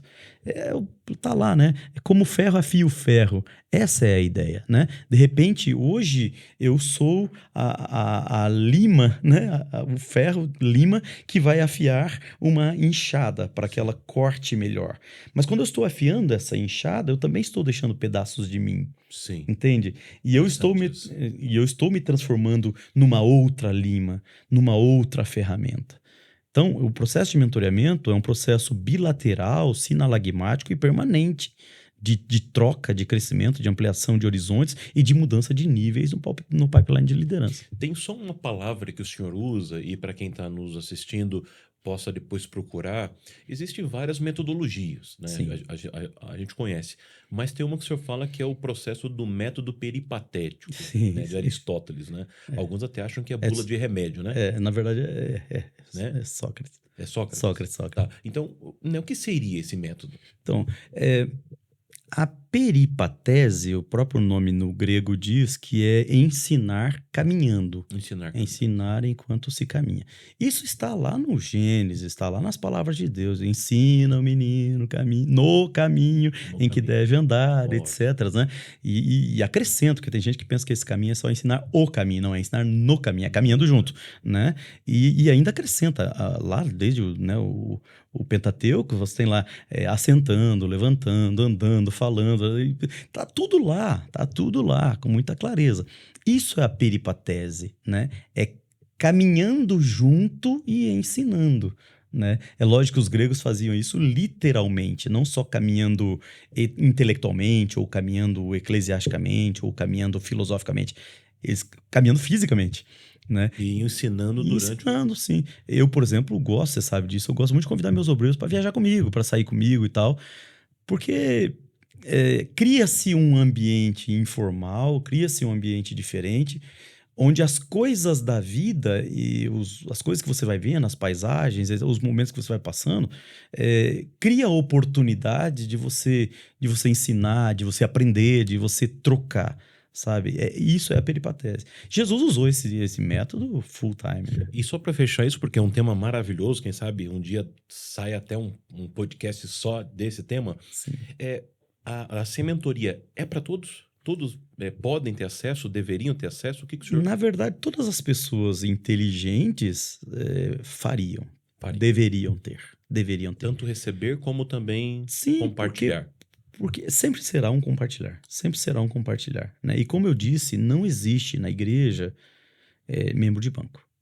Todo mundo tem um propósito a cumprir no reino. E se levar mais avante, todo mundo tem um propósito a cumprir na vida. E esse propósito a cumprir na vida passa sempre pelo outro. Passa sempre por uma mentoria, seja ela formal, seja ela informal, seja ela técnica, seja ela pragmática, seja ela empírica, mas vai passar. O cara que entra na empresa hoje, por exemplo, ele não sabe nada. Ele pode ler todos os manuais da empresa, mas ele não sabe nada. Ele vai precisar começar o exercício dele ali, em algum momento ele vai ter que, como é que eu faço isso aqui? Que tecla que eu aperto? Que botão que eu ligo? Isso é mentoreamento. Mentoreamento é isso sempre. Ou seja, nós temos mais uma lição aqui hoje de que se nós como igreja, assim, adotarmos esse processo de mentoreamento, a gente vai estar fortalecendo, apoiando os líderes, a igreja, e não usando aquele método de anos atrás, onde dizia, se Deus for com você, você vai ser bem sucedido. Se Deus não for, era como jogado na cova dos leões e deixava o acaso cuidar. Não é assim. É um novo tempo. E ninguém foi assim, nem na Bíblia foi assim. Não foi assim. Todos na Bíblia passaram por um processo de mentoreamento. Todos passaram. O processo de Deus trabalhar com a gente é um processo de mentoreamento. Sabe? Não tem como fugir. Isso é um fato da vida. Não tem como fugir. O que eu acho triste, às vezes, nesse processo de mentoreamento é assim... como poderia dizer? Às vezes eu sou meio forte nas palavras, mas o objetivo não é ferir nem magoar ninguém. Talvez, sim, despertar atenção mesmo. O problema é que, às vezes, existe muita preguiça. Às vezes, existe muita covardia. Às vezes existe muito preconceito. Então as pessoas arrumam desculpas para não fazer. Seja para não ser mentoreada, seja para não mentorear, ou seja para desestimular os outros a serem mentoreados. Sim. Entende? Sim. Então isso é coisa mais como, você vai mentorear com aquele cara, mas aquele cara não sabe nada. Você vai mentorear com aquele, mas aquele cara tem o defeito X na vida dele. Cara, não existe nada mais ridículo que isso, porque a pessoa que está falando é uma pessoa cheia de defeitos. E se está dando palpite na vida de alguém, está mentoreando. Sim. Então eu chego lá para alguém e falo assim, você vai se mentorear com o Ivan? Quando eu falo isso, eu estou mentoreando. Eu estou tentando provocar naquela pessoa um comportamento. Isso é mentoreamento. Olha só. Entende? Agora eu estou mentoreando para o lado mal, para o lado ridículo. Né? Apontando defeitos no outro que eu tenho centenas de outros iguais ou piores. Então, assim, apontar defeitos, praticar deslealdades, praticar injustiças, para não fazer ou para desestimular alguém, é preguiça, covardia e deslealdade. Desculpa, mas é verdade. Eu quero fazer aqui uma parte minha, né? Há 17 anos eu caminho ao seu lado e eu não tenho dúvida nenhuma de que eu não teria chegado e alcançado o que eu alcancei hoje, primeiramente com a graça de Deus, Sempre. sem o seu acompanhamento, né? Fez total diferença. Então, quero deixar minha palavra de agradecimento publicamente, Obrigado, irmão. mas também de estímulo às pessoas, né, que Sim. procurem mentores, né? Às vezes alguns falam assim, mas ninguém até agora, né, assim, resolveu ser o meu mentor. Ou seja, você pode pedir, puxa, eu posso caminhar com você, eu posso, né, ser acompanhado por você. Eu gosto demais do testemunho do Bill Hybels. Tem um livro chamado Redescobrindo a Igreja, do pastor Bill Hybels. Sim. O pastor Bill Hybels foi o criador, enfim, o fundador de uma das maiores igrejas dos Estados Unidos, que é a igreja de Willow Creek, que é a igreja que fica em South Barrington, na região metropolitana de Chicago. É a igreja de Chicago, uma igreja gigantesca, linda, enfim, da qual nós temos muita influência, inclusive na nossa DCMI, o Global Leadership Summit e outros projetos que a gente trabalha. A gente acredita e recebe com muito carinho influência dessa igreja lá. Mas o Bill Hybels diz que quando ele foi fundar a Willow, ele queria ter uma visão de gestão que ele não tinha, enfim, algumas habilidades que ele precisava desenvolver que ele não tinha, e ele detectou que um determinado empresário da cidade de Chicago tinha aquelas habilidades de network, enfim, ele aborda lá quais as habilidades que ele precisava agregar e que um gestor de uma empresa tinha. Mas ele não conhecia o cara. Nem o cara conhecia ele. Chance zero de ter um encontro, por exemplo. Mas ele percebia que ele precisava ter aquela habilidade, ele precisava desenvolver aquilo. O que Bill Hybels fez? Ligou pro cara e pediu pro cara deixar ele pagar um almoço pro cara. Olha só. Falou assim, deixa eu pagar um almoço pra você. Eu sei que o teu tempo é curto, mas eu pago o almoço e me dê meia hora do teu tempo. Foi atrás de um cara que ele não conhecia, mas ele foi ativo em querer. Ótimo. Resultado, o cara se tornou um dos grandes mentores dele e a Willow, com certeza, é uma das maiores igrejas do mundo, né? Então, as pessoas precisam entender que o mentoreamento é uma grande bênção. É um grande processo de Deus, é uma grande ferramenta de Deus. E as pessoas precisam ser ativas, tanto em buscar, quanto em oferecer, sabe? E eu não estou falando de se meter na vida dos outros, querer comandar. Não, estou falando, sim, de ajudar as pessoas a se desenvolver e pensar em desenvolver-se também. Ótimo. Fica aqui a dica para vocês.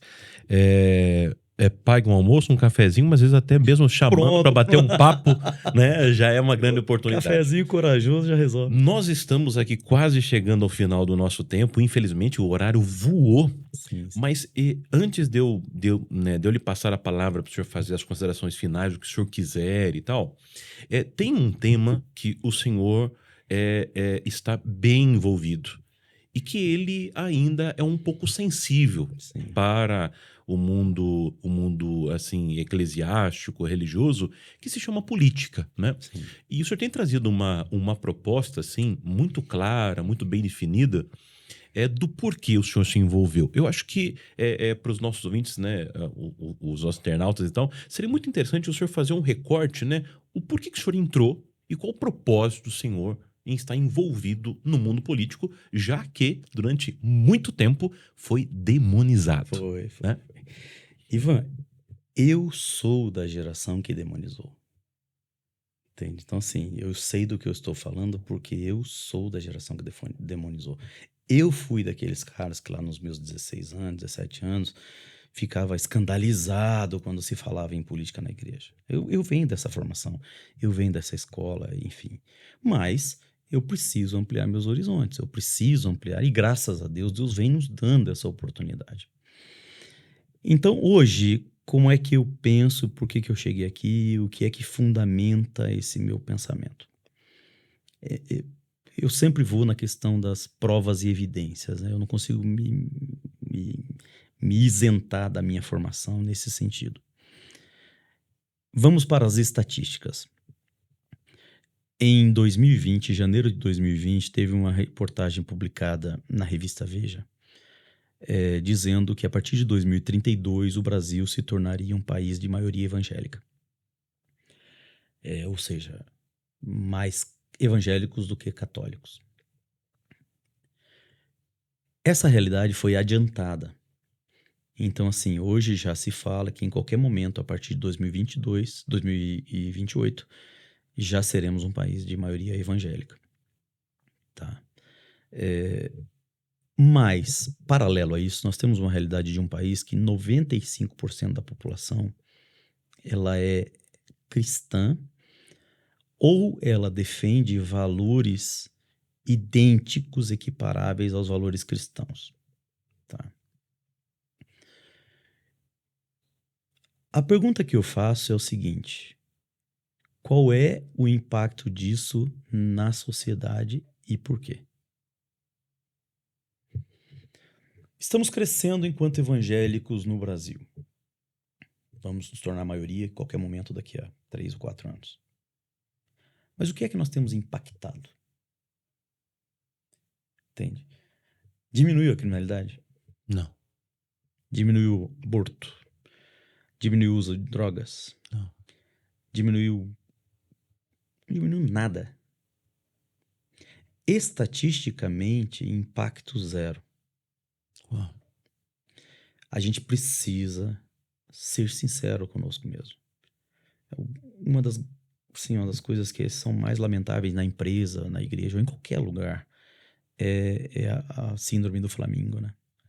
Colocar a cabeça no chão e achar que porque eu escondi a minha cabeça dentro de um buraco, a vida parou de passar. Não, a vida não parou de passar, a vida continua existindo. Eu posso entrar embaixo de um cobertor e ficar lá trancado, mas a vida vai continuar do mesmo jeito, não vai mudar nada, né? Então, assim, a gente precisa trabalhar com evidências.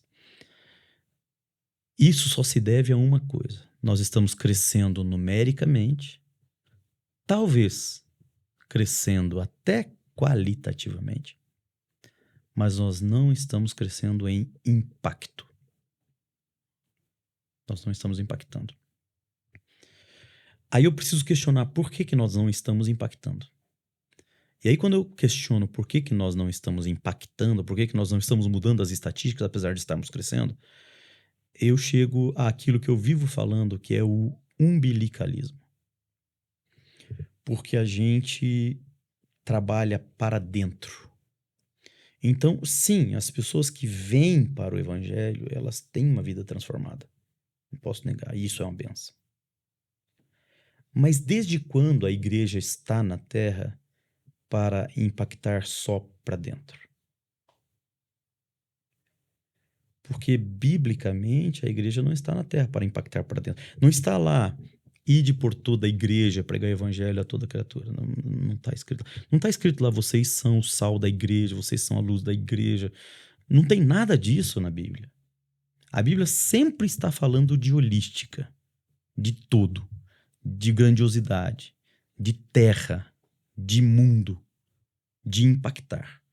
E se você vai olhar lá desde o Gênesis, você vai ver que o ministério profético nunca teve por objetivo impactar internamente. O ministério profético lá no patriarcado não teve por objetivo impactar só a vida do Abraão, do Isaac e Jacó. É a sociedade. Em ti serão benditas as nações. É sempre sociedade. O Jonas, ele foi mandado lá para Nínive, não foi para pregar só para os crentes, só para os judeus, seja lá quem for. Ele foi lá para pregar para a cidade. E ele se tornou efetivo porque ele modificou a cidade. E ele foi tão efetivo que a profecia dele não se cumpriu. Sim. Ele profetizou e a profecia não se cumpriu, porque era uma profecia de castigo e de maldição, e Deus revogou o castigo e a maldição porque ele impactou tanto a sociedade que mudou o comportamento da sociedade como um todo. Como igreja, eu não posso acreditar que Deus diminuiu, que Deus é menor, que Deus exige menos, que Deus pede menos de mim. Entende? Eu não posso dizer que o ministério profético da igreja hoje ele é menor do que o ministério de Jonas. Até porque o ministério de Jonas é exemplificado na Bíblia como o ministério de Jesus. Jonas é um dos tipos de Jesus. Entendeu? Sim. Então, eu não consigo acreditar numa realidade de um Deus que diz, ide por todo mundo, fala mundo, né? Discipulando todas as nações, está lá discipulando as nações. Vocês são sal da terra, vocês são luz do mundo. E eu ficar somente em si mesmado, Nas quatro paredes. impactando só aqui dentro, vivendo só aqui dentro, realizando só aqui... Não, isso não é ser a igreja. Isso não é cumprir o ministério profético. Quanto mais se fala em ministério profético, menos se cumpre o ministério profético, porque não se impacta a sociedade, se impacta internamente. Nós não fomos mandados para impactar internamente. Nós somos mandados para impactar externamente. Oxalá a nossa profecia fosse tão efetiva que o Apocalipse não precisasse se cumprir. Imagina se eu conseguisse converter o mundo inteiro de modo que eu fechasse a porta do inferno mesmo. E poder para isso eu tenho, porque Jesus falou. As portas do inferno não serão maiores. Mas o problema é que eu parto do pressuposto minimalista, umbilicalista, internalista e apequenador. Eu vou para uma evangelização já prevendo que eu vou falar com 1.001 vai me ouvir. Entende? Eu saio da minha casa para fazer qualquer obra de Deus já prevendo que eu vou alcançar o mínimo, que eu vou fazer o menos, que poucas pessoas... muitos são chamados, mas poucos os escolhidos, eu me apego nisso. E eu esqueço do que é um ministério verdadeiramente profético que está aqui na Terra para mudar a Terra. Eu não estou aqui só para mudar quem está lá dentro da igreja. A igreja está aqui para mudar o mundo.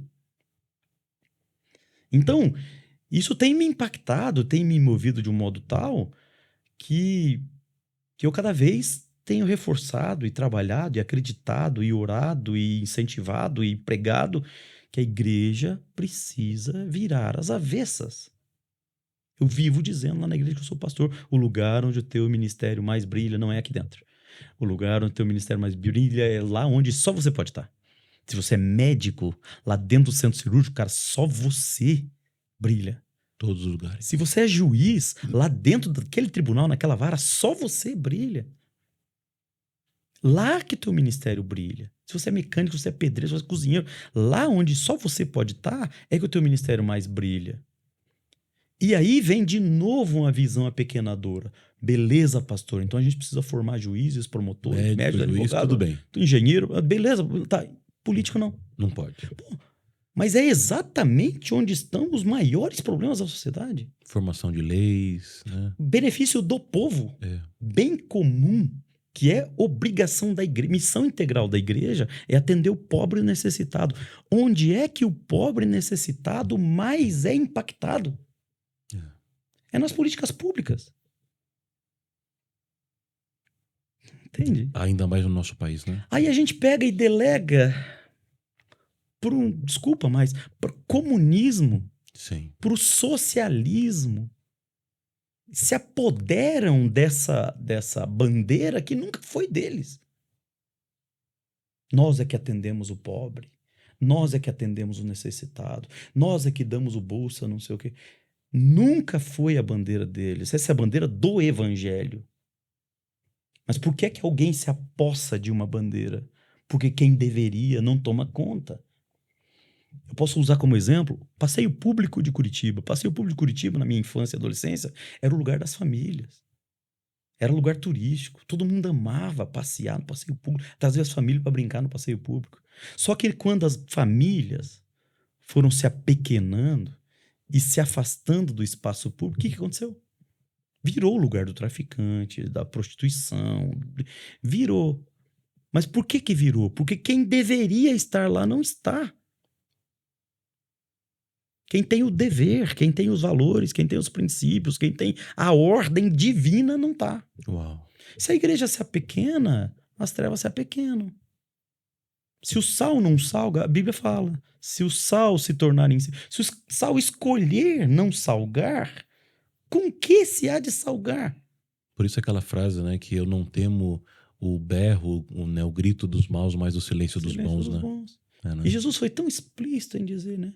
Se o sal não salgar, com que se há de salgar? Tipo assim, não há esperança. Não presta mais para nada. Né? E primeira coisa, não há mais esperança.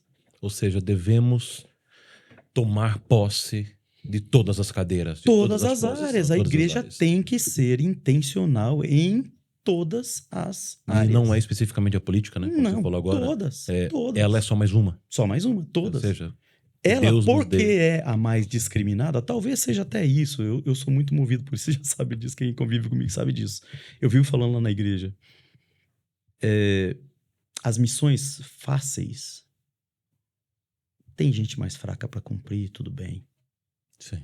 Entende? Então, as missões mais difíceis é nossa. Sim. A missão mais difícil é minha. Então, talvez seja por isso que eu tenha me metido nisso, sabe? Tem A, tem B, tem C, tem C, mas essa missão é difícil. Bom, então, não vou dar missão difícil para ninguém, não. Eu faço. Deus tem lhe chamado. E Deus queira que levante milhares de gente que fala assim, deixa as missões fáceis para as pessoas que têm menos força, mas se Deus me deu força, eu vou para cima. Eu vou fazer a missão mais difícil. Missões, por exemplo, é um negócio que eu vivo falando. O lugar que mais precisa de missionários hoje é nos Estados Unidos e é na Europa. Principalmente na Europa. Sim. Mas quando você fala em missões nas igrejas, o que o pessoal pensa? África. Por quê? Porque é mais barato. Porque é mais fácil. Então, assim, gente forte, gente musculosa e poderosa escolhe carregar a sacola mais leve. E aí não há quem carregue a sacola mais pesada. Uau. Por que as pessoas fortes e poderosas não pegam logo a sacola mais pesada? Uau, muito forte, muito forte. Bem, nós estamos chegando ao final, infelizmente.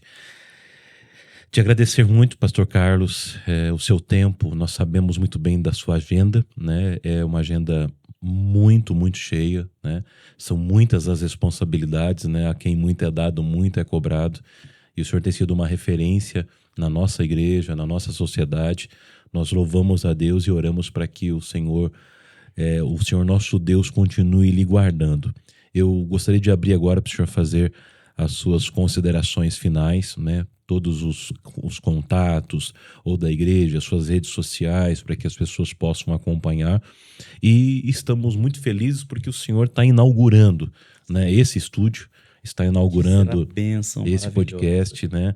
Nós pedimos a Deus a bênção sobre a família do pastor Gileno, Sim. que tem investido nisso, e ele não vê isso apenas como um negócio, mas como um ministério, né? Para dar voz às pessoas. Sim. E que os bons conteúdos alcancem. É, né? o siga, é o ID. Isso, siga o ID. Né? Siga a gente, todos os nossos meios de comunicação, as nossas redes sociais, os nossos canais, para que mais pessoas, e nós estamos no momento agora, né, da sociedade, das redes sociais, das mídias, né? Hoje o nosso grande púlpito também é as redes sociais, as mídias, então que Deus levante cada vez mais. Mais fácil a todo mundo. Exatamente, né? Hoje nós temos aí milhões de pessoas sendo pastoreadas pelas redes. Né? Algumas, então está aí. Então eu pego e passo a palavra para as suas considerações. Então, tá. Bom, primeiramente, com relação às minhas redes sociais que você falou, eu estou em todas, né? LinkedIn, então em todas elas eu estou. Procura lá Carlos Eduardo Neres Lourenço ou Pastor Carlos Eduardo Neres Lourenço, vai achar no Facebook, no LinkedIn, no TikTok, em todos eles, né? No Insta, eu tenho usado o @DRPR Carlos Eduardo. DRPR Carlos Eduardo. DR de doutor, PR de pastor, Carlos Eduardo. Não é nenhum pedantismo o uso DRPR, porque também é profissional, etc. E, é um assim, misto de eclesiástico e também profissional de senhor. E é minha formação, então não é nenhum pedantismo, é minha formação, né? Então tá lá. Mas o @DRPR tá lá à disposição, né? E assim, palavras finais, eu quero repetir algo que eu tenho repetido há muitos anos. Quando eu estava no curso de Direito, o professor Horácio Racanello Filho, o melhor professor que eu já tive na vida, já partiu para a eternidade, já morreu, ele me dava aula de Direito Constitucional. E ele contou uma história em sala de aula que me impactou bastante, que é a história do Galileu Galilei e seu discípulo. Todo mundo sabe que o Galileu Galilei foi o inventor das lentes. Galileu Galilei inventou as lentes. E a partir da invenção das lentes, ele descobriu a luneta, a sobreposição de lentes, faz a luneta. E com a luneta ele começou a observar os astros. E observando os astros, ele verificou que a teoria que era pregada pela igreja, inclusive na época, estava errada. Porque se ensinava que todas as coisas giravam ao redor da Terra. Mas ele descobriu que não era assim, que Copérnico estava certo, que dentro da nossa galáxia todos os astros giram ao redor do Sol. E descobriu a partir da observação empírica, né? Então, assim, ele descobriu a prova da teoria de Copérnico, né? Só que o Tribunal da Inquisição não gostou, porque ele estava contrariando aquilo que o tribunal pregava. Então o Tribunal da Inquisição chamou Galileu Galilei e falou para ele: Galileu, você vai continuar nos desmentindo? Você vai continuar pregando essa nova teoria aí? E o Galileu Galilei, inteligente, falou: não, deixa para lá. E voltou atrás na sua descoberta, não propagou a sua descoberta. Quando ele volta para o seu laboratório, um dos seus discípulos pergunta para ele: e daí, mestre, como é que foi lá? O Galileu diz assim: olha, contou a história, né? Me mostraram lá a forca, a guilhotina, me mostraram os instrumentos do Tribunal de Inquisição e eu capitulei, eu neguei o que nós tínhamos descoberto. O discípulo, com o objetivo de censurar Galileu, proferiu a seguinte frase: maldita é a nação que não tem heróis. Com isso, o discípulo estava dizendo que o mestre era um covarde e que a nação era maldita por causa da covardia do mestre. Mas o Galileu Galilei respondeu para o discípulo o seguinte: não é maldita a nação que não tem heróis. Maldita é a nação que precisa ter heróis. Uau. Galileu estava dizendo: é maldita a nação que precisa que pessoas morram para que a verdade venha à luz. A gente vive, Ivan, num país que, infelizmente, parece que se acostumou com esse tipo de herói. Heróis mortos. Então, sim, é preciso que alguém morra no trânsito para que se tape um buraco. É preciso que alguém morra na fila do INSS para que alguém tome uma providência com relação às filas. É preciso heróis mortos para que providências sejam tomadas. Isso é muito triste, isso é muito ruim. Então, o que eu tenho apregoado? Que a nossa nação ela precisa de heróis, precisa muito de heróis, mas que não sejam heróis mortos, que sejam heróis vivos. E como é possível ser um herói vivo? É ver e agir antes que alguém morra. Ver e tomar providências antes que alguém pague o preço. Nós precisamos de gestores, nós precisamos de homens, de mulheres que se dispõem a agir antes, fazer antes, serem heróis antes, brilharem antes. É só essa mensagem que eu deixo. Deus abençoe a todos. Sensacional. Queridos, nós encerramos agora com dor no coração esse primeiro episódio do Podsiga e nós queremos desejar a você todas as mais selecionadas bênçãos do céu. Queremos também mais uma vez agradecer ao pastor e Dr. Carlos Eduardo e pedir que você continue seguindo. Conecte-se aqui no nosso canal do YouTube, nas redes sociais do Podsiga e divulgue isso, porque eu tenho certeza de que muitas entrevistas, muitas participações importantíssimas e riquíssimas você terá acesso de maneira gratuita. Por isso, continue com a gente, um forte abraço e até o nosso próximo encontro. Tchau, tchau. Deus abençoe. Amém.